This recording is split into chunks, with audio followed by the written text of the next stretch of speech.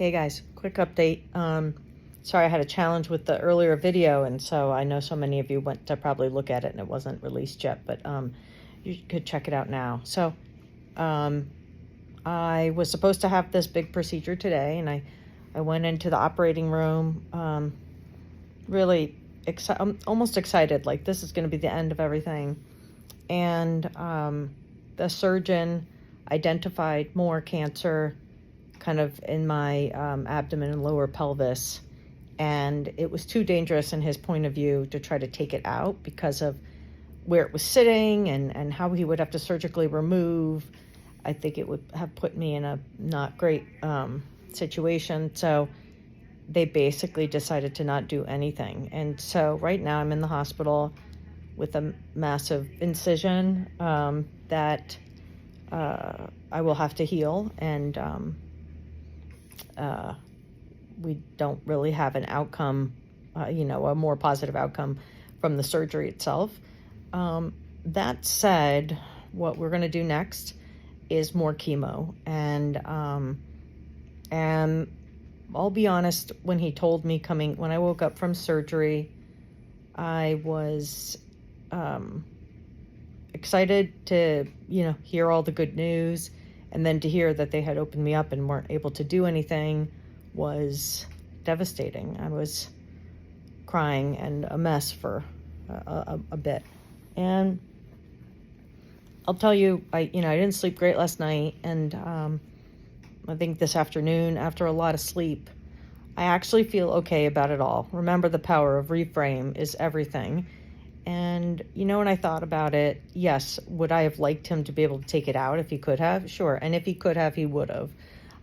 But basically what we found out was, there was more there. And so I think number one, what we got out of today was a really truthful look at what I'm dealing with. And there is more cancer in my body, and we don't know how it's, why it came back, or, a year ago after the HIPEC, I was clear of cancer as far as the surgeon believed and the test showed. And so how did this happen again? Like what happened? We don't know. So that's a little scary, but the good news is he does believe he can do the HIPEC in the future after a bunch of chemo. I will be meeting with my oncologist. She'll determine the protocol, but it looks like chemo is up next. I was going to have chemo kind of end of October after I healed from the surgery. This will be much more urgent and sooner because they don't want it to spread anyway if it's spreading. And so number one, I'm really glad that the positives of today are, I'm really glad that we know the full extent of what's going on. Obviously, I wish it was, no cancer or we could have taken it out, but you have to start with what you know. So this is having the knowledge of what I was dealing with is really important. That's number one. Number two, I was afraid, not excited to get my IV done because it always stings. And I was afraid of the epidural, and both went great. So I'm really proud of myself for that. Also, about 2 hours ago, I got up and walked down the hall. For any of you who have done surgery or a massive abdominal surgery, that's no joke. And I'm really proud of myself for doing it, and it felt okay. The benefit of this surgery only being incision and nothing else is healing is much quicker. So instead of staying till Tuesday, I probably can get out on Saturday. So that's also good. So I'm looking at the positives, knowing this is part of God's plan, universe's plan. This is what was meant to happen, and I'm accepting it, and we will do whatever's required and do what's next. So that's my quick update. Wanted to make sure you guys all heard from me, and my mental, emotional health is good. And God bless Brian for being with me all day. I mean, as to have someone who's your caregiver, you're going through so much yourself. Sometimes you don't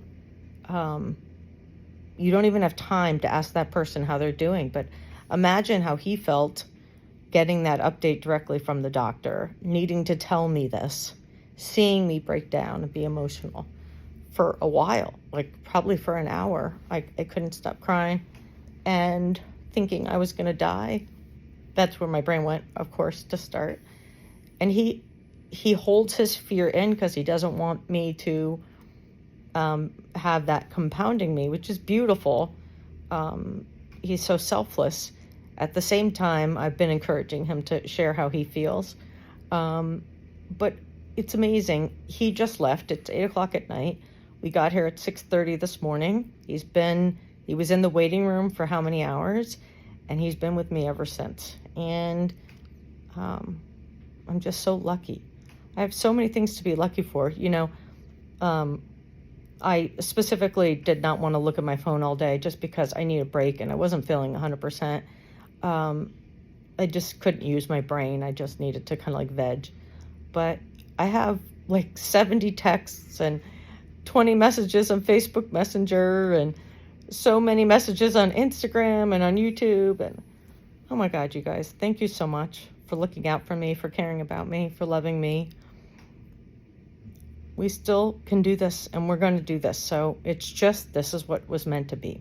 So I want to let you know I'm in good spirits, and hope to have a decent night's sleep. And I'll get you an update in a few days when I'm back home.